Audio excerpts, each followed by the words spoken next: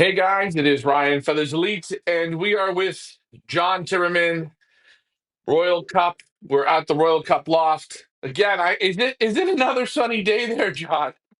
Oh, Is it yeah, it's better than last week. We're in the better? high 80s today, blue skies, little breezy. Well, it can't That's go that, wrong. that, that that's a that's over here in Humboldt. San Diego's mid 70s. Yeah, that's nice.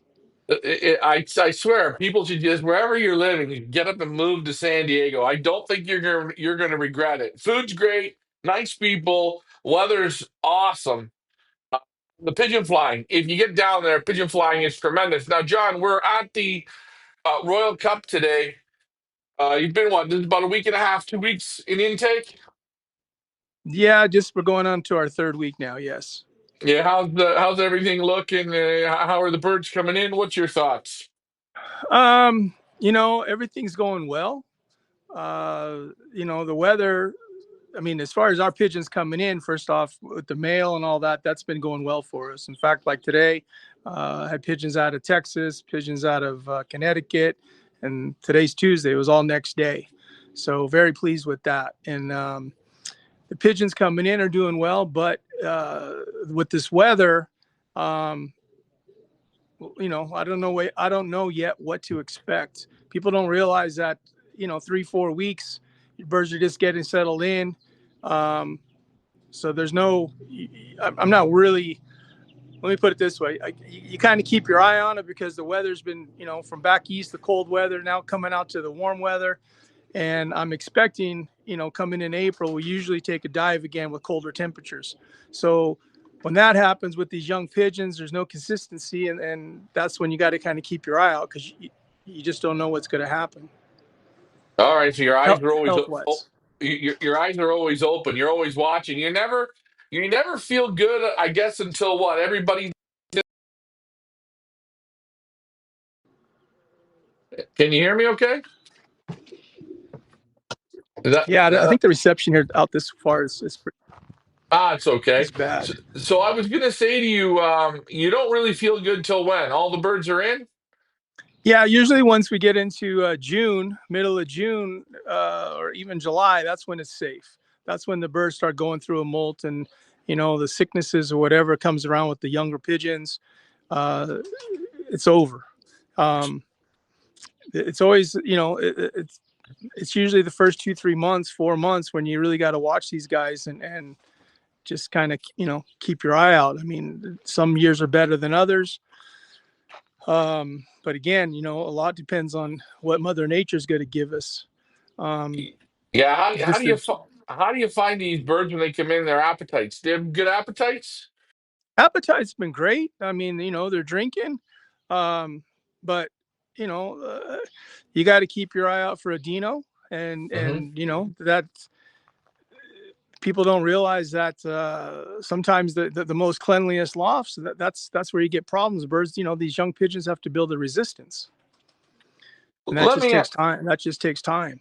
let me ask you before we ask to go down and take a look at the birds. Maybe there's some birds in the loft we can look at, or if you want to head down there, what are some things that you're looking for to try and pre-see adenovirus? What are a couple amber lights?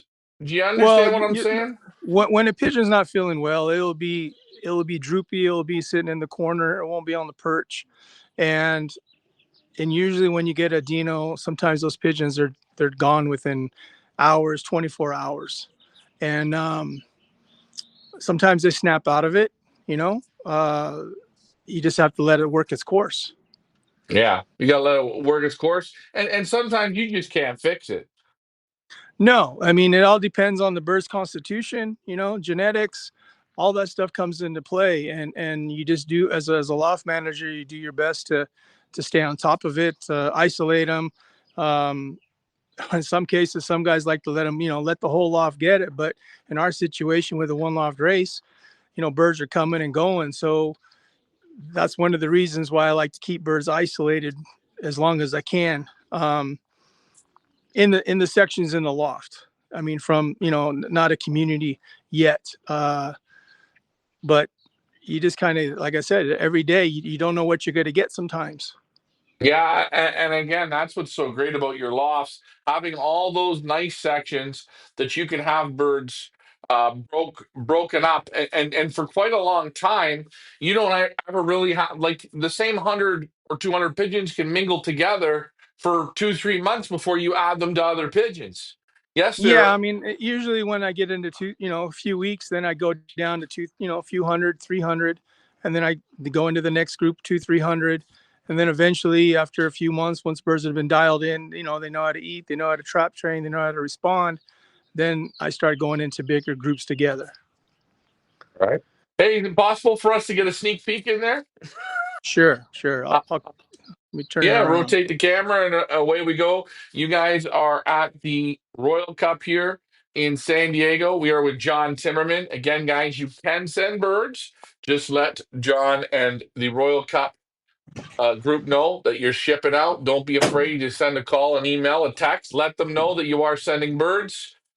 And again, John, this weekend, every weekend you do a pickup in Chino. Is that correct? That's correct. As of right now, we go every Saturday for a pickup at 8 o'clock in the morning. And all John wants you to do is buy him breakfast. Yeah, no, it's the guys that we have, since a lot of guys don't have the club racing anymore, or some guys are not club racing, they come, they join us for breakfast. And, like I said before, just shoot the breeze on what's the latest. And yeah, kind of talk about, where the sport's going. So Yeah. these birds here actually were put in the loft yesterday. And I see there was some droppers. Yeah, this is the dropper loft, but sometimes having the dropper loft is a good thing because these pigeons know where to drink and they get their water right there, so they just follow. Yeah, it's amazing how much pigeons follow the other pigeons, eh? I'm sorry, say that again. I said it's amazing how pigeons follow other pigeons.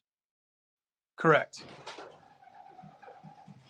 And as you can see, the nice airy sections there. Birds are up there on the drinker. Do you find the drinkers when you want them to drink out of there, like when you put birds in, right? Like the first groups. This is just a question. Do you let the water ever so slightly trickle so they hear the water, or do you find they just pretty much find it on their own? Um, I mean, hey, you want them to follow it on their own, but whatever we can do to make it easier for them is, that's what we try to do. As far as letting it trickle or overflow, I mean, every day they see that. And yeah, the smart ones, they get it. Yeah. Do you ever find yourself having to pick up a baby and just give them a little dunk, give them a bit of help, or is it pretty much follow the leader? It's follow the leader. Okay. I mean, like these guys here, same thing. Okay, this camera's not. There we I mean, go. these guys are all here ready. They're learning to drink right there, Yeah. and then they go up. And and I just like how you have them. You don't have anything already overcrowded at all. I mean, you could have easily had all those birds in one room, and the room wouldn't be full, but you still spread it out. Oh yeah. Well, we just, like I said, take advantage of the space. And guys, that's what you call great loft management. That's a little extra work, but good. Yeah. Take a look. And pigeons love the top, eh? Oh yeah. Yeah. And again, in their feeders right now, is it basically just for this at the beginning here, just an open trough? We use regular feeders. See No, if I but can I'm get it saying, further. is there always feeding it or No, not? no, no. I mean, if they have a little bit, so be it. But no, the birds are always pretty much fed to what they need. Okay. They're fed over a little, if they eat, because they're babies, over an ounce of pigeon, ounce and a quarter. It's kind of what we follow suit, Right. because we still want these pigeons to respond, like this group is not ready for trap training, but we do have birds ready to, that are on the board right now. And, once we call them in, boom, they come in. And how do you find them coming in so far? Good. Yeah. Yeah. No, these guys, the first group, they could start going out here shortly. Let me come out of here real quick. There we go. Perfect. Yeah, I see the big aviary. So you have another one of those large aviaries out there. Correct. Very smart. Oh yeah, look at that, eh? You got two of them, Yeah. and they absolutely love it. You can give them a bath out there, uh, and no worry about. Do you find a lot of hawks try and hit them in the cage or no? Um, right now the hawks are not, they're not really present. Hawks are usually coming around, May, June is when we start getting hit with them. Yeah. So now, And falcons have been more of a nuisance here the last couple years, and it never fails, right? When you start getting the birds to fly, and then all of a sudden these son of a gun show up, and they don't show up with my luck, or I should say the luck that I've had. It's it wasn't just a falcon; it's a pair and its baby. So yeah, it's always ugly when you got falcons around. yeah, one thing in Canada, in the Toronto area, there's not a lot of falcon problems, but where you are there, I could see them. That could be a big, big problem. Probably falcons are worse than hawks, eh?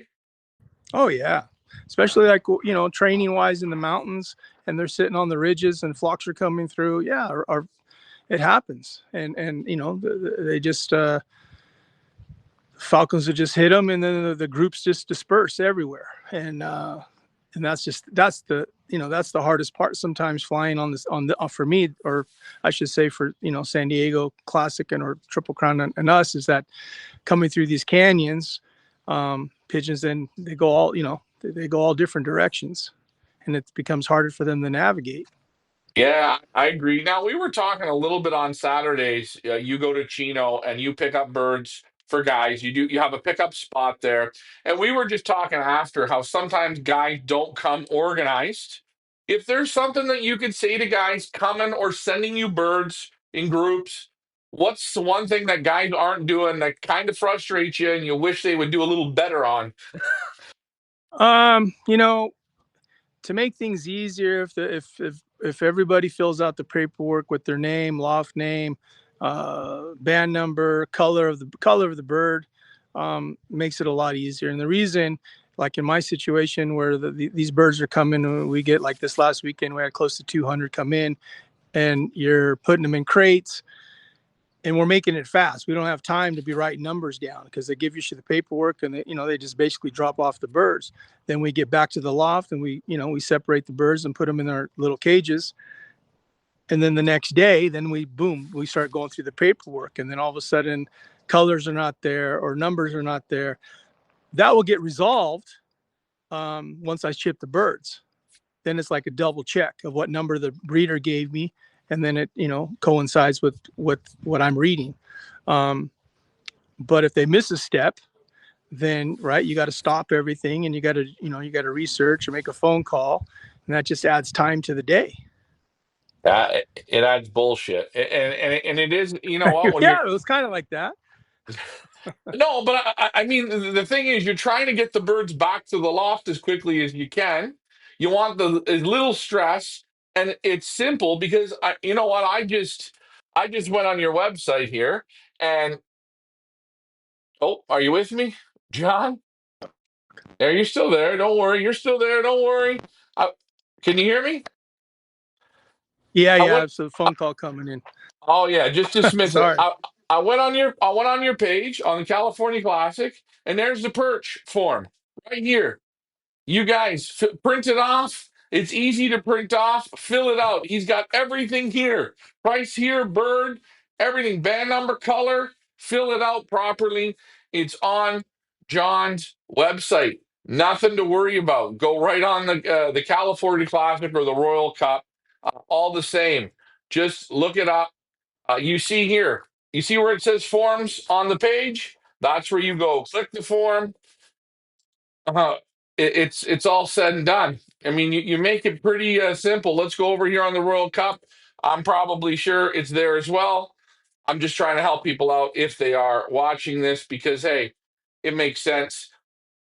I'm waiting for it to load. Anyways, as I wait for it to load, John, you're back with us. But yeah, people take the time to fill out the form.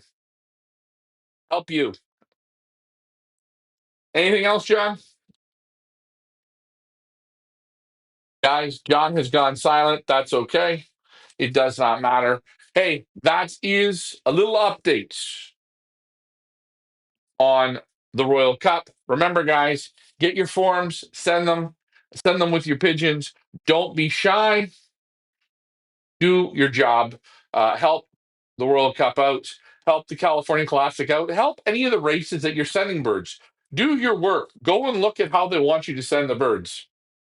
And again, guys, it's a great race. Don't be shy. Remember, John does pickups every weekend in Chino. If you want to get in touch with him, give him a call. He's always available. I'm Ryan Feathers Elite. That was John Zimmerman from the Royal Cup and the California Classic. Get your birds in, guys. You can't win unless you're in. Thanks for flying with us. For now.